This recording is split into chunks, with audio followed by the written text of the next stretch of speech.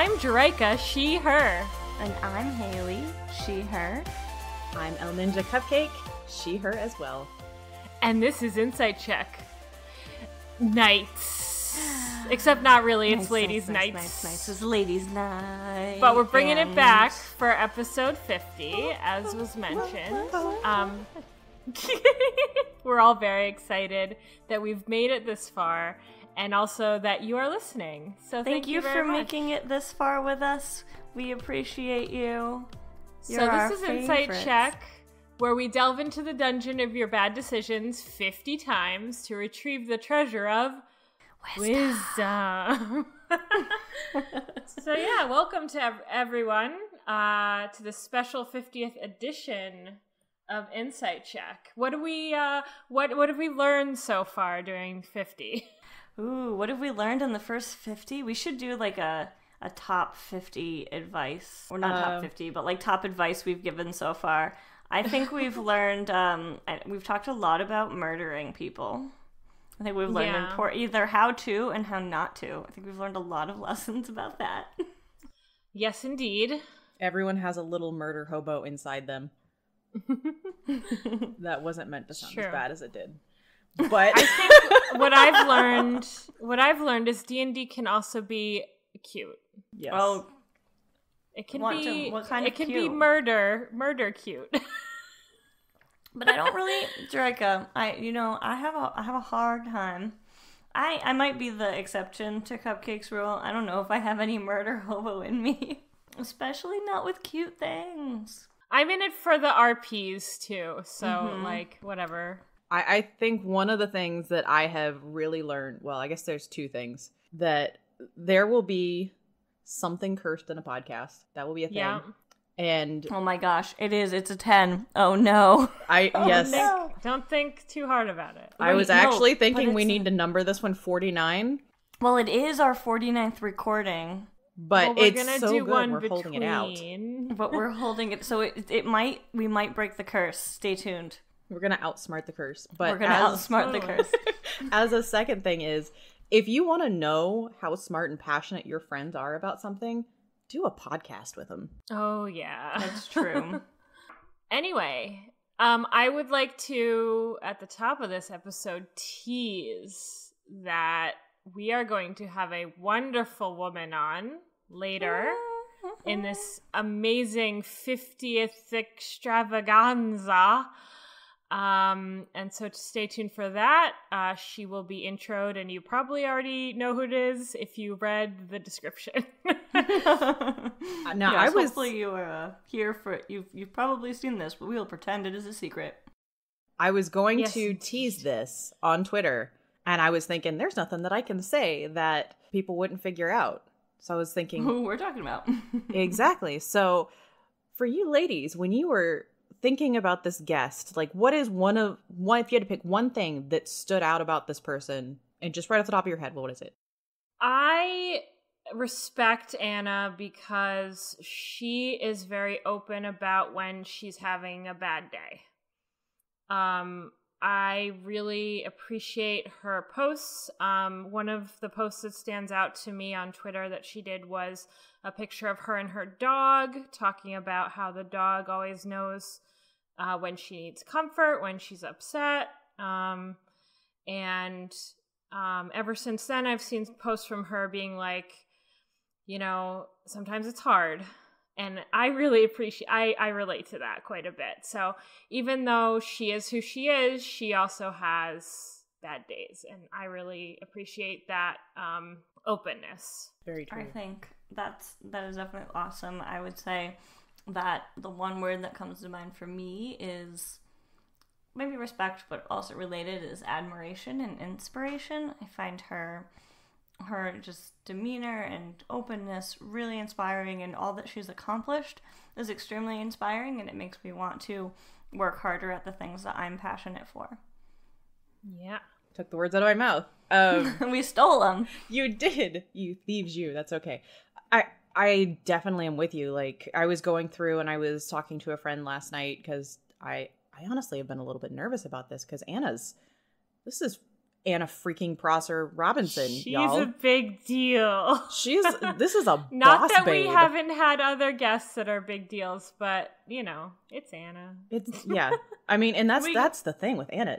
Anna is like a force of nature with this disarming smile. We're very excited to introduce Anna to you, but first we have to go into our customary Crawling dungeon crawl. position. Our what? Our crawling position.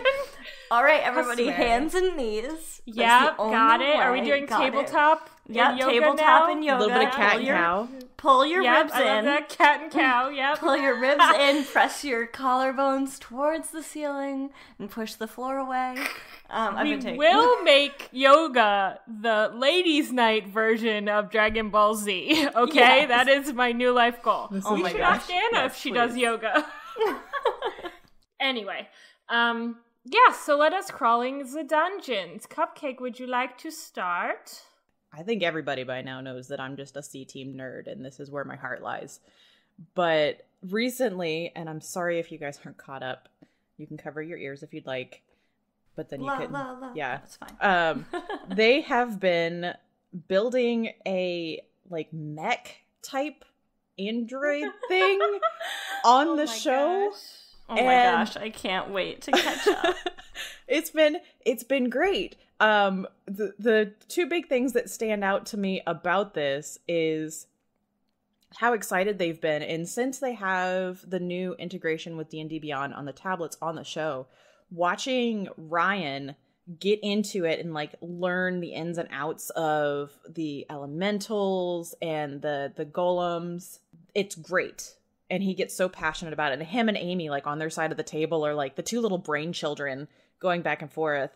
But then, since they're like, what are they, like 20 years? They're like about 20 years old in this flashback, I think all of them. Yep. And even Legati has gotten younger. Oh my gosh. But I have been like on my toes waiting for the whole Legati story to go, since Legati laid eggs in the other golem.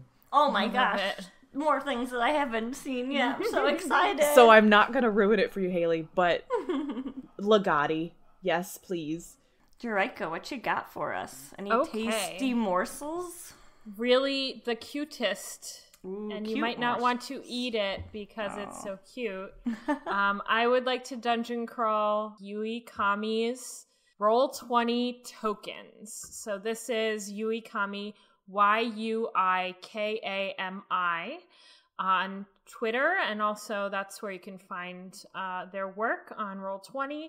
They have made the cutest D&D tokens. They're generic tokens. Oh my goodness, the owls. I know. I know. So I like just saw them. some of my favorites are in the Familiars packs. There's like 20 plus packs of tokens. Some of my favorites are in Familiars.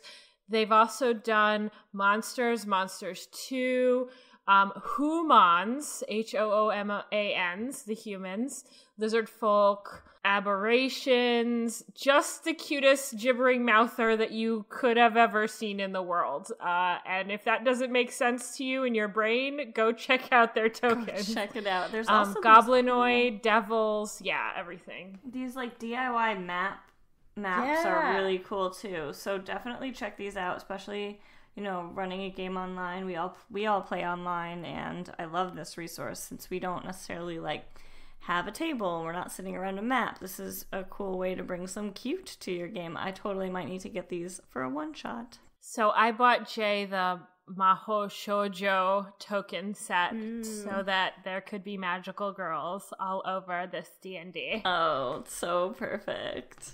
Mm-hmm. Nice. That reminds me of something that I saw this week that I would love to share with you. Some super awesome, I think they were technically Warhammer minis, painted by at Sughammer, Luis Sugden. Sorry if I have butchered your name, but some of the best painting that I've ever seen. The shading, it was an elf archer, and there's some awesome shading on the clothes, and the base had like rocks and sand and little tufts of grass, and it was just incredibly incredibly detailed for something the size of my thumb. And I was just so impressed by it, and it's awesome. I couldn't believe it when I looked at that. I wonder if their paintbrushes had like single hairs on them.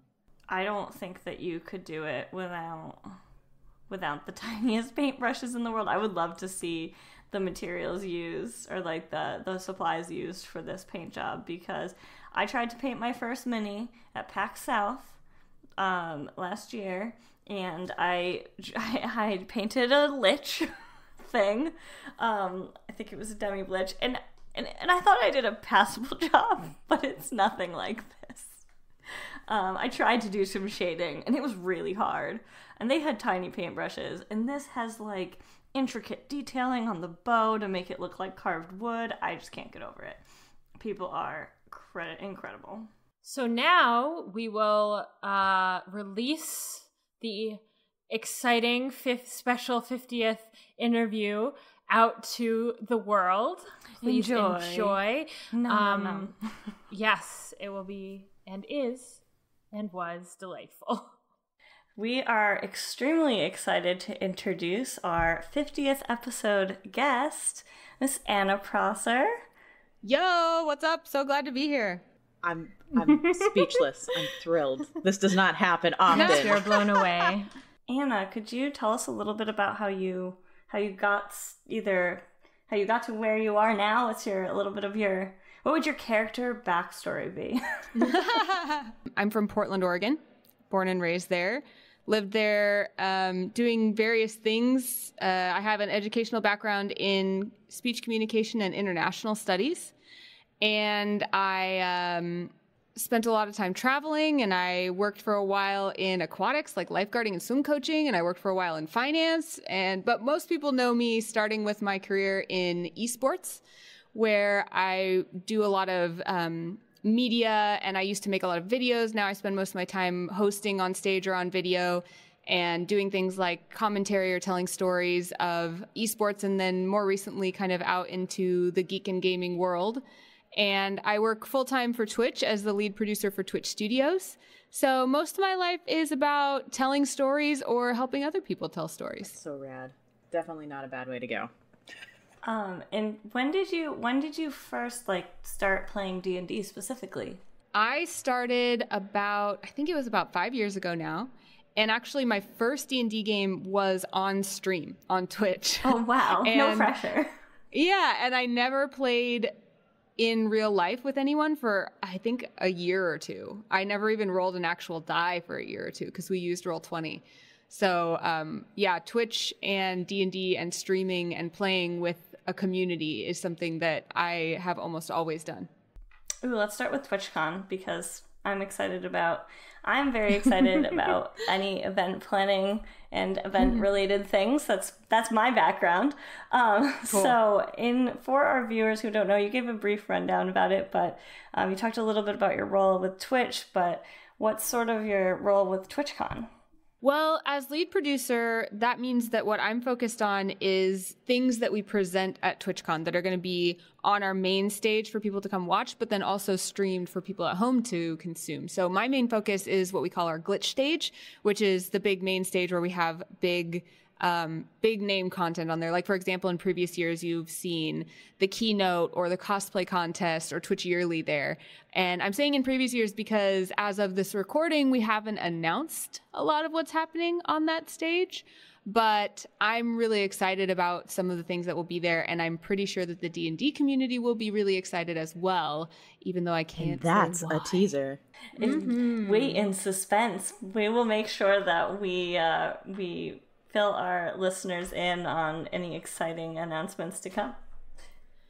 Yes, I hope you do. And I'm the worst because I always want to leak things because I just want to celebrate with the community, but I'm trying really hard to be good. So that's because TwitchCon is right before BlizzCon, right? It's right. The weekend my before. goodness. Yep. And I will be at BlizzCon as well. So it's gonna be my first one. Really? Oh, BlizzCon's such a good con. Obviously I'm biased toward TwitchCon and I think it's an amazing con, but BlizzCon was one of my first. And the energy at BlizzCon, the family energy, is just something really special. Oh, I can't wait. And I think it's cool. I mean, personally, Twitch has been, I mean, it's totally changed the way I think a lot of people consume this type of media. But TwitchCon being like taking those people and putting them all in a physical space together, I think is a really cool aspect of like contributing to that community. Yeah, I think so too. How has it been being behind the scenes at Twitch as it's grown into what it's become? That's a really good question. My background in Twitch is kind of interesting how I ended up here, because I started in this industry working for Team Evil Geniuses, which is a pro gaming team.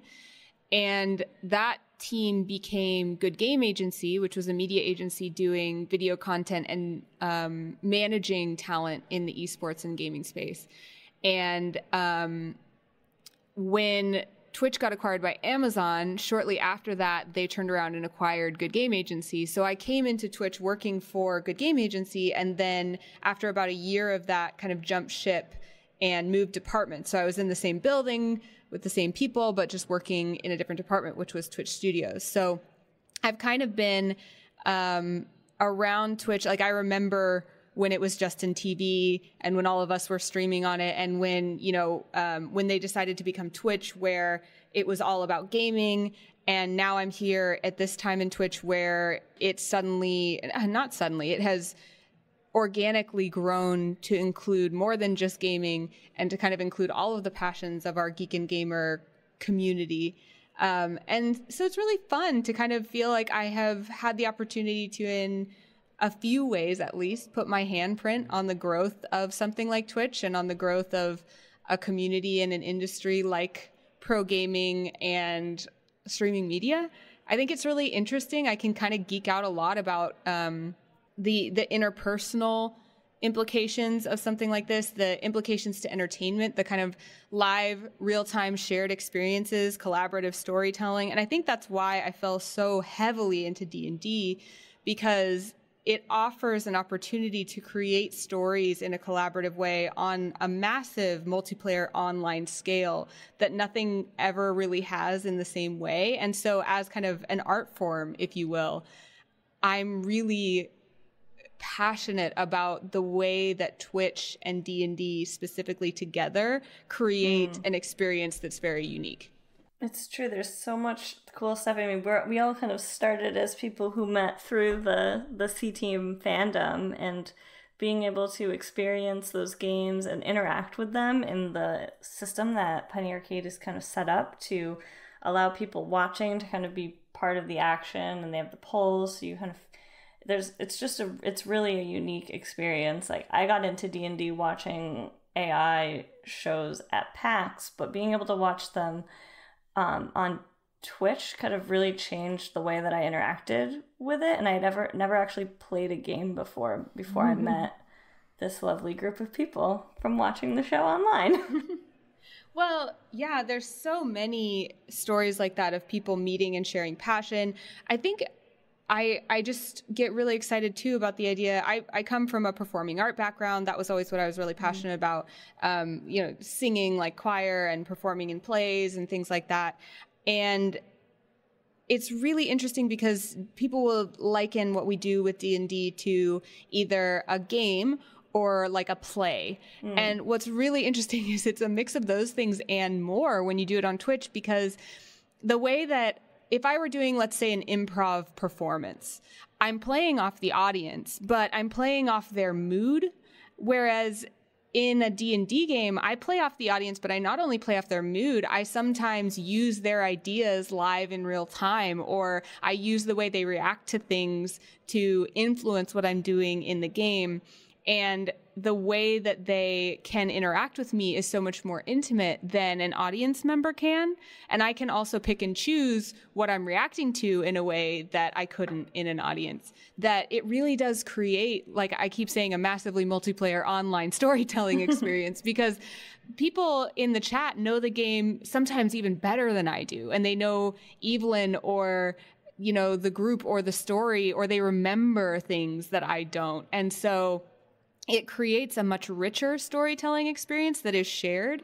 And I think that's why our community becomes so close and so positive and so markedly compassionate, because we're all really doing that together each week. And like I said, I could geek out about that forever on both an emotional level and kind of an intellectual level, because with a background in speech communication, you spend a lot of time learning about how people communicate in small groups or in organizations or interpersonally, and how that impacts them as a person as they build relationships and how they see the world. And man, if that isn't just a treasure trove of interesting ideas. That's absolutely fascinating. I love DCA's subtle nod, not so subtle nod to the viewers with the on-screen writing that references both previous things that have happened and current things, and just tries to just be a little bit of a nod to the chat and the people watching. And that's just like a very minor way that Twitch can bring people together. And like you said, like, you're making decisions based on who your audience is, and your audience is talking right back at you. It's definitely really cool to be like acknowledged like that, and then have like the core group of people that they're not the people that you see every day, but you see them every day in chat, and you ask people like, how are you having a better day than the other day? Or, you know, how did that big project that you were working on go? Like, it's a really cool thing.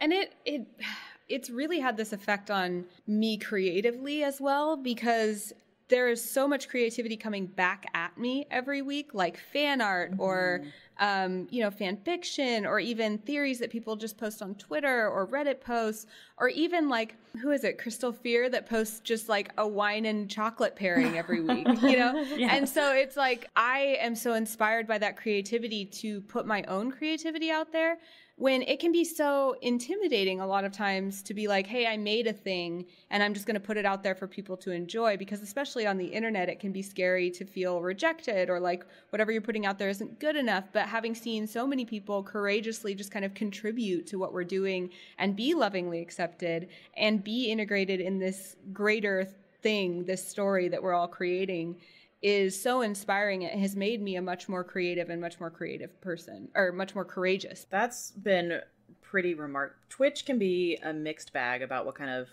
groups of people you can get involved with. But the D&D community, I find as a whole, is so supporting and encouraging. Yeah. It's just pretty amazing. It's been pretty incredible. I am constantly pleasantly surprised, and I almost shouldn't be surprised anymore, but I've had so many interactions in the D&D community where I expect negativity because of the situation, and I'm proven wrong. Like, for example, I had someone come at me, or no, it wasn't even at me, it was at someone else, about something to the effect of like being a real player, or like, if you're a real D&D player, you do this, or if you're a good D&D player, you do this. And normally I avoid conflict on social media at all costs, because it's usually just not worth it. But something about the D&D community makes me be like, oh, hold my dice, I'm going in. You know, yeah. No, so, every time anything like that comes up, it's like all these people come out of the woodwork and they're like, don't you dare.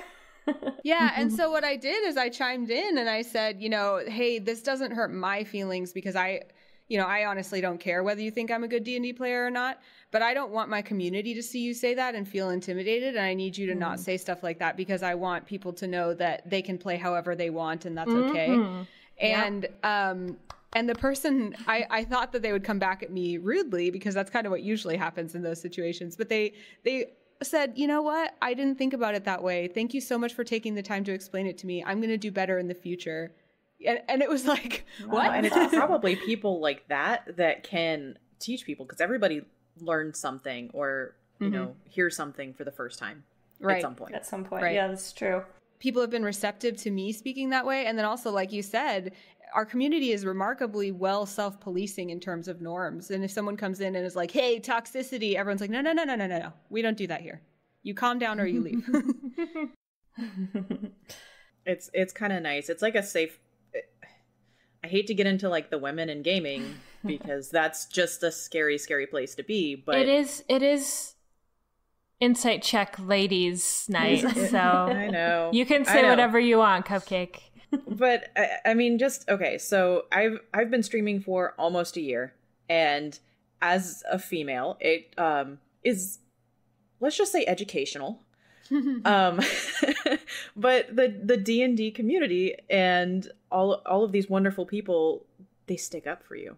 So it helps to give you courage, and they can be so inspiring in the way that they behave, and they can teach you things that are a better education than you might get otherwise. Yeah, and I'm shocked by even the nuance. Like, most online communities, even if you can count on maybe positivity from a lot of communities, you can count on maybe even kindness from a lot of communities, but the level of nuance, I mean, I even saw there was a discussion in the Dice Camera Action Discord about something that one of the players had posted that was very personal. And, you know, they had put out a little bit of personal information, and someone in the Discord started speculating, you know, maybe this is what's happening in their personal life, blah, blah, blah. And someone chimed in and was like, hey, that's not really for us to speculate. Like, that's their personal life, and let's focus on what we're all here to actually focus on, which is like such an intensely mature viewpoint. And everyone in the Discord was like, yeah, you're totally right. You're right. Let's focus on what they did decide to tell us and not speculate about their personal life. And it's like, wow. Why can't the world be more like this? I know. That's why it's my happy place. I wonder if that's because D&D is intergenerational and we're getting, I mean, I'm sure there's younger people who have, you know, the maturity levels, but perhaps we're actually getting maturer people that also kind of shepherd the younger ones, perhaps. I think that could be it. I think my theory is that D&D fosters such vulnerability that it also fosters empathy. And I feel like the more empathy you have in an online community, the more you're able to be like, oh, I probably wouldn't want people to do that, so I won't do that as well. Yeah, it's a real good point. Haley, did you have a question? I was going to lead into, since we were talking about the DCA Discord, I wanted to jump in, dive a little deeper there, since DCA's been on for 4 seasons now, which is quite a while for D&D live streams. We kind of wanted to see what your experience was of watching the show grow to where it is today from where it started. Man, it's so dear to me. It's such a journey. I think we really lucked out. D&D casts are such a, like, either you've got that lightning in a bottle or you don't. You can have fun with a lot of people, but there's a certain chemistry that a group of people can have or not have, I think, that makes a show truly exceptional. And coming into Dice Camera Action, I didn't know any of the players before we started playing. And the person who put the show together, Greg Bilsland, along with Chris Perkins, said something to the effect of that when they were looking to put together the show, they were looking for people who were kind, empathetic, and they said shared a nerdy common language. And I love it. Yeah, and I think that they succeeded because these people have become some of my best friends, and we have grown so much together as players, as people, and built these characters that have become so real to us, like so very, very real.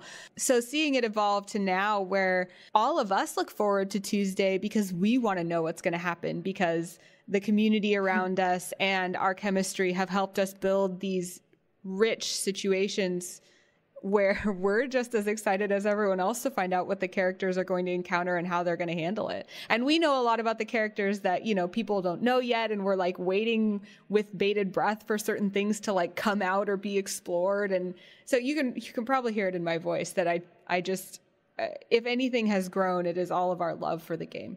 I have to say that you can have a plan for a character and then something happens in game that maybe you were expecting, maybe you weren't, and then you have to either make a whole new line of decisions, or, you know, your character's making a tough decision and you choose to make them make the decision they would make instead of the one that you would make. And I find that those situations aren't the ones that you plan for. They're the ones that come up in the course of the game. And I really enjoy seeing players that are able to take those opportunities. I think I was watching an episode in the last 5 episodes, and Jared made like a really hard choice because Diath would have done it. And those are the moments for me where I'm like, you're playing it. You're in the middle of it right now. Oh, totally. I think each of us have had situations like that, and they teach you so much, even as a person too, to have to make a decision that you wouldn't make and understand that decision and experience that decision. That's another thing I love about D&D is the ability to be someone else and experience a completely different viewpoint. I think is so instructive as a person in growing. Yeah. I'm going to segue into this question. Do you have favorite moments from DCA or any favorite moments from interacting with the community, the Waffle fam? It feels really selfish to say this because this episode was so much about Evelyn, but the arc that began with episode 51 and kind of ended around episode 58-ish, the whole ritual sacrifice arc with Evelyn. Yeah. And starting with episode 51 because Chris Perkins at the very end of episode 51 dropped the bomb that Evelyn was going to have to die for her friends.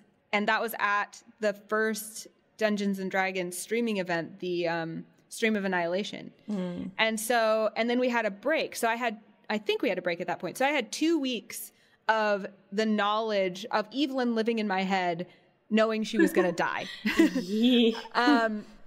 And I will admit that was the first episode of DCA that I absorbed. It was probably one of the first ones that I watched, and it was just really compelling. And so I've watched, and become obsessed and got really excited for Waffles Inc. and all that stuff. But yeah, there were some really human moments in dealing with that situation that really hit the core. So yeah. Well, I think I had the fullest experience because I have had tons of experiences where I very much emotionally experienced something because of dice camera action. But this time, the intensity with which I was experiencing it, Evelyn in my head was mourning her own death. She was writing letters to her friends saying goodbye. She was deciding who she was going to give her stuff to, and that experience was so real and so visceral, and it made me so creative. I wrote so much. And the episode was so good because even everything I wrote and everything I planned, there was even more that happened because of the other players and their decisions. And so I think that was the first episode I would credit with that level of emotional experience for me, and just the skill with which Chris Perkins can take you into a place that you've never been before, and let you experience something that really tests you as a player and your character as a person. So I think there are plenty of favorite moments, but that was one of the, if not the deepest, first moments where I felt that level of connection to the game. And I do think that's a good jumping in point. Did you find that you had to step back and be like, this is Anna and this is Evelyn, and we have to kind of make sure we know who is who? That is a very strange sensation of her kind of living in my head and me observing and experiencing her emotions in a way. I had always, people always say that about writing, that when you become a writer for fiction, especially, a lot of times the characters just kind of come to life in your head and you are just telling their stories. And I had never really had that experience to the level that I do with Evelyn.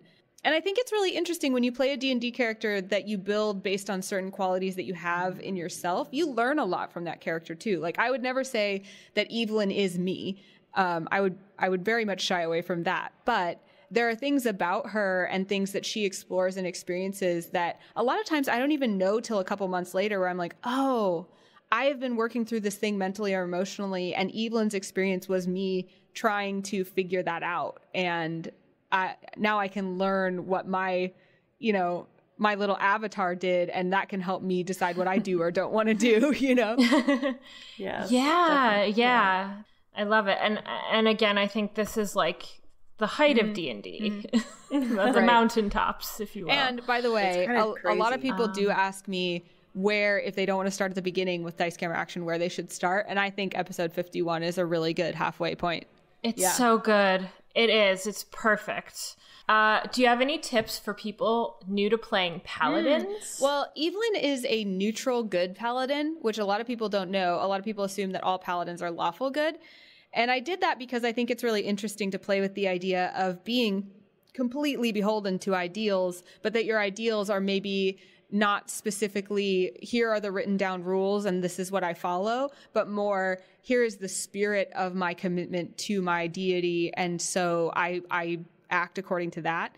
And neutral good for Evelyn, I usually see it as like, chaotic good would be, I do whatever seems right to me in the moment in order to do good. Lawful good would be, I do whatever I am, whatever my law dictates that I must do. And neutral good I see more as, I do whatever the person I'm dealing with needs or the situation calls for in order to do good. So it's less selfish, it's less legalistic, but it still has a kind of a guiding light to it. And a lot of people may interpret that differently because I don't know many people who play neutral good paladins. But I guess to answer your question about tips for playing paladins, it's think about the human motivation behind your paladin and why they have a devotion to their god. In Evelyn's case, she really sees it as a relationship with Lathander. It's something that has fulfilled her and something that she is devoted to because she loves him. As opposed to sometimes a paladin may be like begrudgingly fulfilling those things, or they may be doing it because they were told they should, or they may fear their god, or they may have respect for them, or they may, be like a fangirl of some kind, So I think that the most interesting way to play a paladin is to remember their humanity or their, tieflinganity or whatever they are, and think about why that person ended up in that relationship or in that position with that deity, and then play off of that. Because I think why paladins maybe have a bad name is because they can become really monolithic if it's just like, I always follow the rules and I have no flaws and I have no humanity. You know what I mean? And that's typical advice for any character is remember the flaws. Always look at the flaws because that's what makes a character interesting. I think that your point is amazing, and I think that you could almost extrapolate it to other classes. So like, I play druids a lot. I love druids. It's not a secret. But you could almost say like, when you're making your druid character, go ahead and think about their relationship to nature or plants or animals, and how is that relationship nuanced? And, you can do like wizards. What is their relationship to magic like? How is it different than the other wizard that's sitting next to them? Do they have a good relationship with magic? Do they have a bad relationship with magic? Does magic get them into trouble? Does magic get them into places they wouldn't otherwise be able to get into? I think you can kind of take like almost like core concepts and attach your class to it almost. Yeah. Or whatever the opposite, like if you have a druid, how do they react to nature, but also how do they react to society and cities? Like taking the opposite path there. You get a lot more interesting character development from that. Totally. I used to do I ran a small business doing consulting on how to give good interview answers, basically, or like public speaking, a lot of stuff like that. But so I coached a lot of people on how to express themselves, basically. And I think that's applicable to D&D characters as well. Kind of like you were saying, if you ask yourself why 5 times to anything your character believes, you'll usually find out something new. Like, if I say, okay, my paladin is devoted to Lathander. Why? Because she feels like she is in a mutual relationship with him. Why? Because she was really lonely when she was a child, and the only constant she had was this deity who she felt fulfilled by. Why? Because her family sent her to paladin school when she was 6 years old, and she felt very disconnected from anyone else that she knew loved her. So that's a whole bunch of backstory just because I keep asking myself the why of a very basic fact about my character. Yeah. Did you do that with Will as well from Trapped in the Birdcage? I have, but I think she's not quite as developed as Evelyn, not yet. And a lot of the things with Will, I have like a more basic framework but I'm letting her evolve based on the characters in the show as well. And I've never played a character who's quite as, I don't know if I would say Will is evil, but she's certainly extremely self-centered. I like to say chaotic. Yeah. She seems a little bit on the chaotic side. That's Yeah, so and fun. I definitely did that with her stealing, where it was like, Will likes to steal things. Why?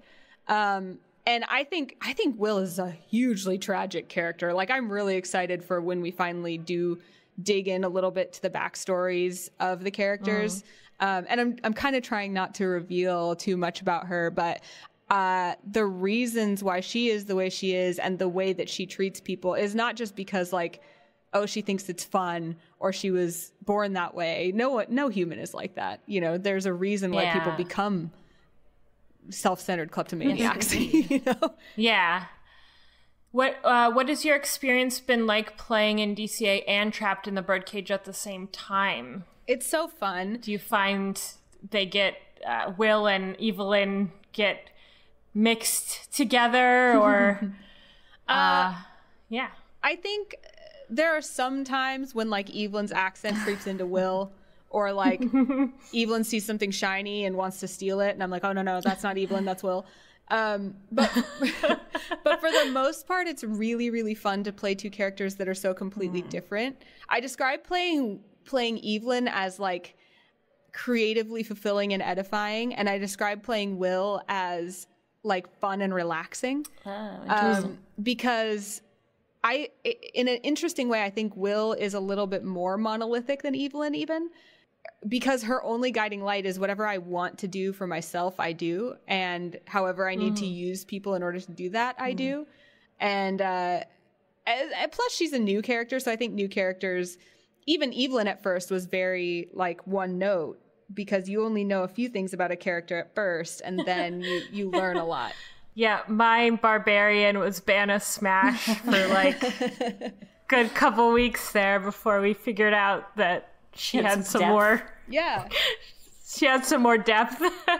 Well, and Will is evolving to, like, she has a special relationship, I think, with Reader, where he's kind of the only person that's ever been unconditionally kind to her, even when he figures out that she's a lying poop head, you know? I almost think Reader has some interesting non-biases, non-biases, where maybe he takes things more at face value and doesn't judge as much. I mean, he does judge, but, like, not in a you do bad things and therefore you're bad permanently kind of thing. Yeah, and I think there's kind of a level of, like, unconditional love to Reader that Will has maybe never experienced, and so it's like tugging at a heartstring she didn't know she had. And I don't think she's ever spent this much time with one group of people before either, so I think that's starting to be something that she's trying to figure out, where she kind of mistreats them and then she feels bad and she's not sure what to do with that because she never feels bad about mistreating people. It's a new experience. Yeah. What's it like to have Holly as a DM? It's so fun. As she's also your friend and plays in another game with you. It's really fun.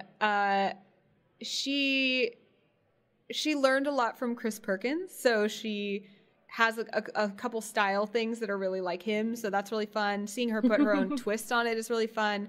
Holly is a very giving DM in that she, if it's fun for the story and is good for a laugh, she will usually let us do it, which is definitely my style as a DM as well, so I really appreciate that.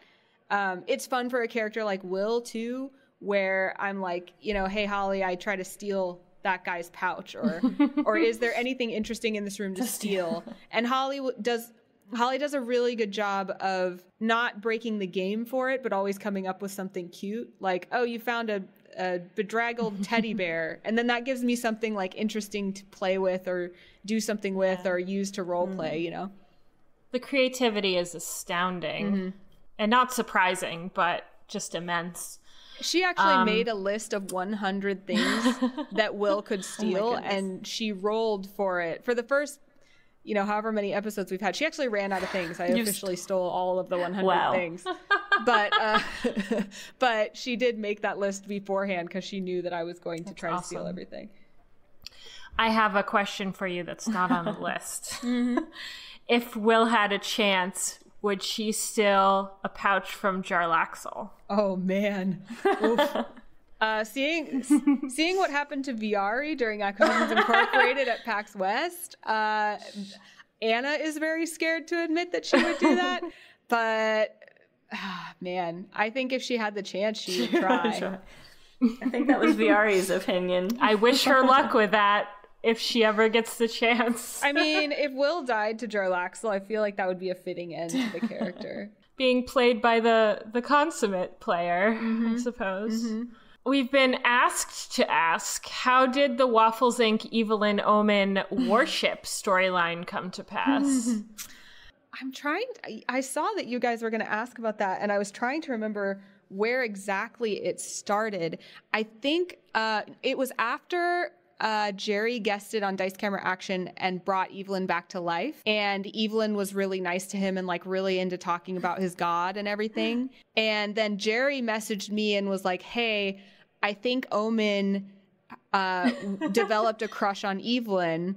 Is that okay with you if I play into that? Which I think is a really important thing to mention in Dice Camera or in D&D in general, is that like when it comes to those kinds of role playing where you're like, I'm gonna look at kind of role playing sort of a romantic interest, that it's good to make sure the other player is okay with it. So props to Jerry.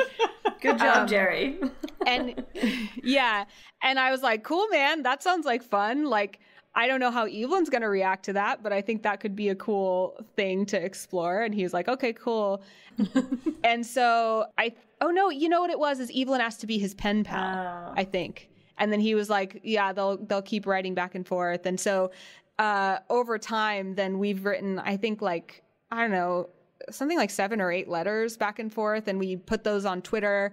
And so most of the warship actually takes place not in game, which makes it kind of interesting because it's like, especially for super fans, if you don't follow the community, you might miss that element of it. But I think there are so many interesting things that will come from that, especially looking at PAX West and the Ac Inc. game that happened most recently, where we learned a lot about how dark of a character Omen actually is. Yeah. And Evelyn, there's a very touching version of Jerry's rap in Omen's voice at the end, and it gutted me again. It was just so poignant and fucking dark. Yeah, so I think that it's going to be really interesting because Evelyn sees Omen as a very godly, very successful, very stable person, the kind of person that she should be in a relationship with. I see. And if you're a Dice Camera Action fan, you know where her heart actually is, but she thinks that that person has no interest in her and that maybe that's not the right kind of relationship for her. So I think it's a little hot and cold there. Yeah. So I think it's going to be really interesting if she ever figures out who Omen actually is. And how that might destroy her or affirm her, or who knows. Oh, so much content. I just had to soak that in for a second. She's met his mom though, so that's good. And she brought Paulton to meet his mom, so that's fun. That's true. The last letter that Evelyn wrote Omen, in fact, I don't think a lot of people caught some of the subtlety in it because it was more just like fun that he was reading it on stage, but Evelyn was very like, yeah, thanks for, inviting us over to see your mom. It sucked not to see you. Paulton and I really enjoyed that together. So staying with your mom. Hope you're having a good time. Guess I'll see you around. Did he know that was coming? Yeah.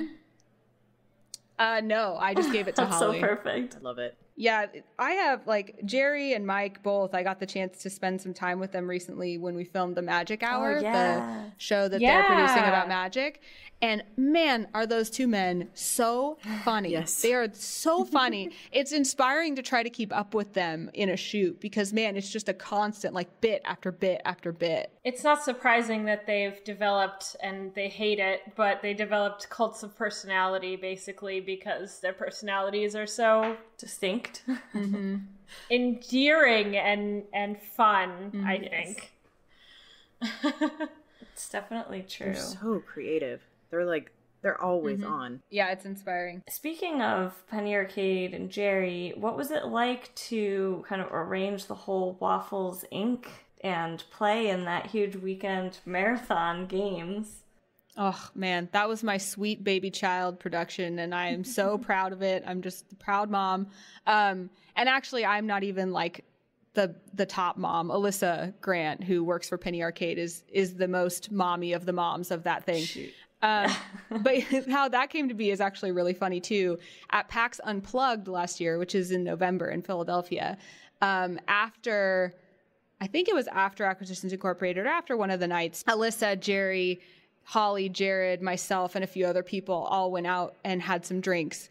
And Alyssa and I are both producers by trade and love to come up with ideas and, think about how we could make them happen. And so drunkenly, this idea of a crossover stream came up, and she and I were like holding hands over the table and like exulting in this production idea that we had and having such a great time. And Jerry looked at us and like put his hand on my shoulder, and he was like, Anna Prosser Robinson, I have seen ideas like this come to, drunkenly be discussed, but I want you to actually do it. This is a real thing. You're going to make this actually happen. And so Alyssa and I were like, yes, we will make it happen together. Oh my gosh. And so it was something that she and I just stayed in touch about and kind of like iterated on until we could finally get everyone to agree on a day. Cause that's the hardest thing, is getting all 8 of those people on a day when they can actually, 10 of those people on a day when they can actually do that together. And so seeing it come to fruition and spending those days, like all of that time straight with all of those people who are just incredible, fun, passionate, awesome people, was one of the best things that I've ever been a part of in terms of like production events. It was so fun. It was so fun to be on the other side of it, experiencing it. We were, I would say, as fans, very grateful for all the work that you and Alyssa did to pull that off, and the story and how it kind of all meshed together so well. There's so many uncertain elements in a D&D game. I wasn't really sure how it was going to work out and make everything mesh up at the end, but it was great. I'm really into trying to do things in D&D that no one else has ever done before, because D&D streaming is still fairly new in terms of, iterations and what people have tried. And so as far as we know, no one has ever done a full all players 2 DMs crossover before. And so that was one of the things we wanted to accomplish too, is what's something that no one else has ever done that seems crazy that we could actually do. Is that the longest you'd ever played D&D for, like in a stretch like that? Oh, actually, no. Impressive. Yeah, Misclicks was my first D&D. Misclicks D&D Pirate Edition was my first series. And shortly after D&D, after Pirate Edition, I think it was actually after Demigods. If you're looking for all of my early D&D, go to youtube.com/Misclicks. It's all there. But we did one show called Misclicks D&D Nimmergeist, which was an all-in-person campaign. And it had, I want to say, like 30 episodes or so, but we recorded all of them in one weekend.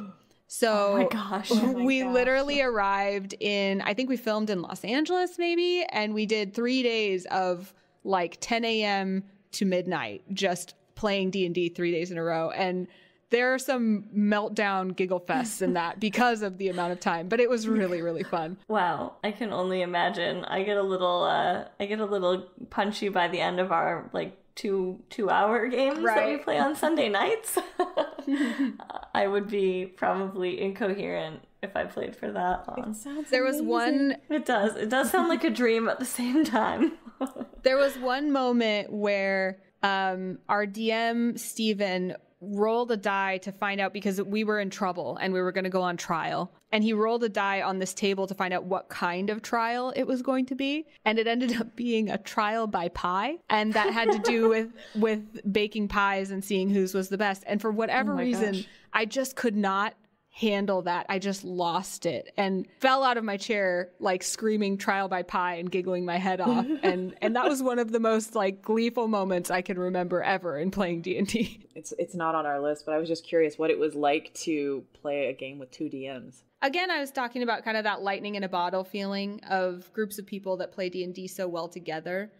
I know this isn't directly answering like the 2 DMs question, but it just felt like such a capable, cohesive group of people that I kind of forgot we had 2 DMs. It was like just 10 people sitting around making a story up together, which is insane when you think about how hard it is to make sure everyone has time to participate and talk when you're doing that. But I think that's a testament to the amazing skill of both Jerry and Chris, that they had a story so well prepared that they knew would bring out so much in each of our characters, and that they helped us help each other make sure that everyone had moments in the spotlight. So I kind of forgot that we were playing with 2 DMs. It felt more like we were all just like sitting down to tell a story together. It seemed like it had amazing flow. Yeah, I think it came across that way too. It felt a lot more just like, it almost took away the feeling of there being a DM, and it made it feel very much like you were saying, like a story, as opposed to one DM kind of controlling the action. And Jerry and Chris have so much experience playing together with AI, like you could just sort of tell that they meshed very well, and the way they kind of each controlled one of the main monsters in that fight really lent itself well, I think, to that feeling. I think it was also really fun to watch Jerry and Chris play together, because a DM is usually kind of a solitary island. You know, they don't get to like joke off each other or like you each other, you know?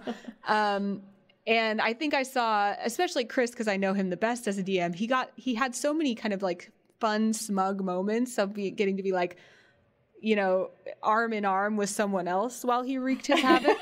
And that was really fun. I have one more question that's not on the list.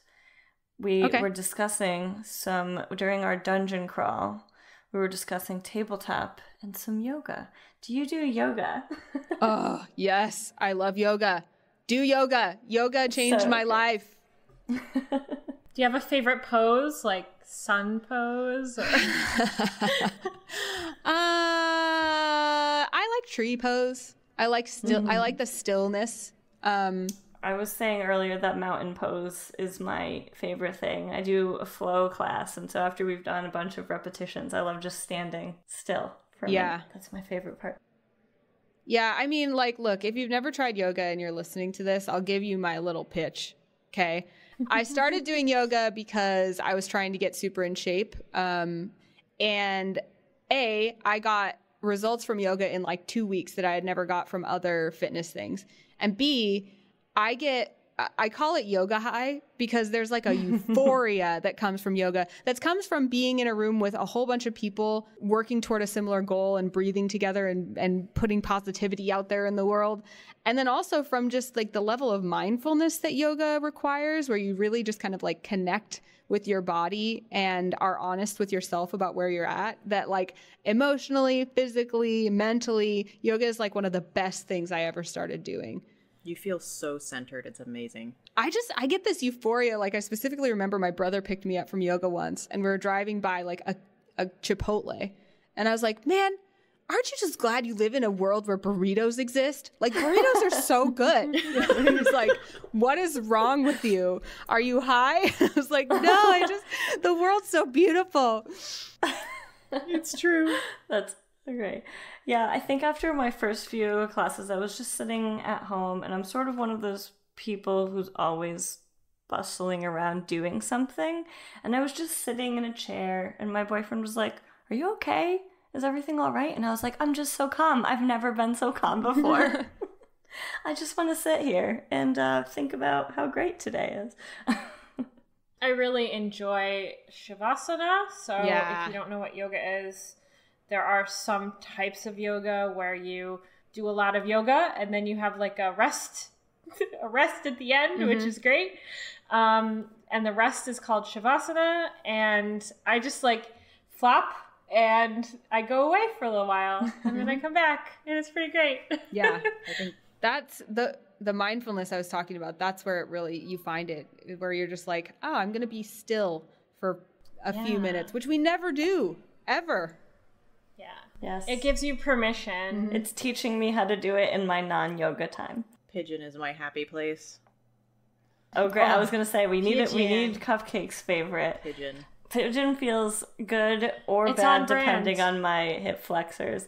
It is on brand for Cupcake and her birds. Yep. Pigeon is my most painful yoga Oh, pose. really? I haven't Yeah. done a full pigeon, but it is like that one pose that I want to be able to do. It's good for you. I've been told that it releases a lot of pent-up emotion. Oh. Interesting. I need to work on my pigeon then. I like, what was it? Forward fold. Forward fold is fold. like Yeah. where I it's can't at. do that. Yeah. When we get to that point, because I don't do very well with the like halfway lift. Sometimes like my back kind of gets a little angry, and then when I get to forward fold, it's always like, oh, nice. I tried my first arm balance the other day. It didn't go well. Which but one? We were trying like a baby version of crow. Nice. And I do not have the arm strength for it yet. But it was very interesting. And so I'm not quite sure how to I need to work on holding my body in a position where my elbows are bent enough to put my legs onto them. Dude, it'll come. Crow is one of those ones where you like try and try and try, and then one day all of a sudden you can just do it. I can get one leg kind of there, and then I fall back. Yeah. This almost makes like, that would be a good thing for a panel, I think, at a show, at a con, is a yoga like panel. everyone, please try to do No. a yoga panel. Yeah, because I mean, I'm down. cons are super stressful, right? I don't like. Maybe love I'll people. do that like before the next Dice Camera action panel. I'll just lead people in like a sun salutation real quick. Yeah, just like a very relaxing. On brand! It's very on brand. Perfect. And you can just say, instead of the normal yoga things, we praise the morning Lord. I'll just come up with new names for everything. Like Warrior 2 will be like Paladin 2. And like too. It's perfect. Before we wrap things up, Anna, I wanted to make sure that our listeners knew where they could find you if they're looking for more of your content. I would love that. You can find me especially on Instagram and Twitter most of the time. That's at Anna Prosser, ANNAPROSSER.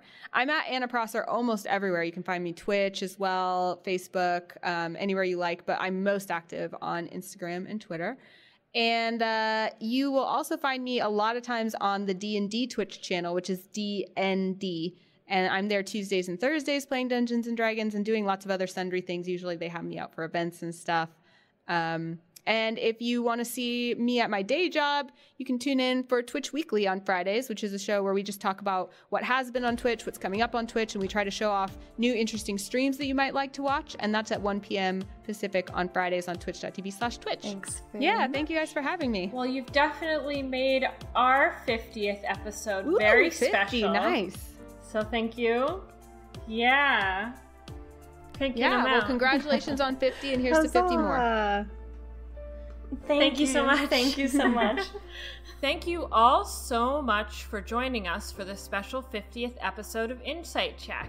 We would like to thank Vince Fept for our theme music called Never Stand Alone, and the stellar Amy T. Falcone for our social branding and adorable faces. Without you, we would not have faces. Thank you. And thank you all so much for sticking with us, or if you're new, thank you so much for joining us, and please give us a like on iTunes if you have a moment. We would really appreciate it. Thank you so much. Answering your cues from our collective A's, this Was Insight. check.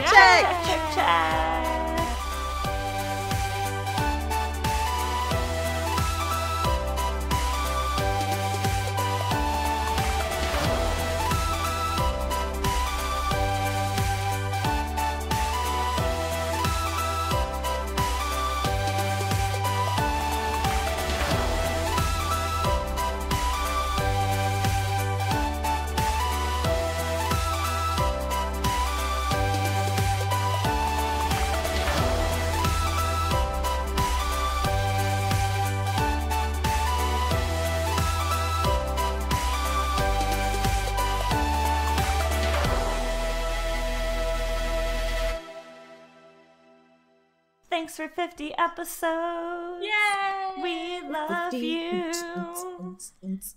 It is the 50th episode. 50 It's so episodes. sparkly. What was my song that I did before? I don't remember. Oh, I think I remember it. 50 episodes. You don't hate us yet. We love you so much. Thanks a lot. Hope you've enjoyed having us. We've enjoyed being had. Oh, gotta leave it on a cupcake note.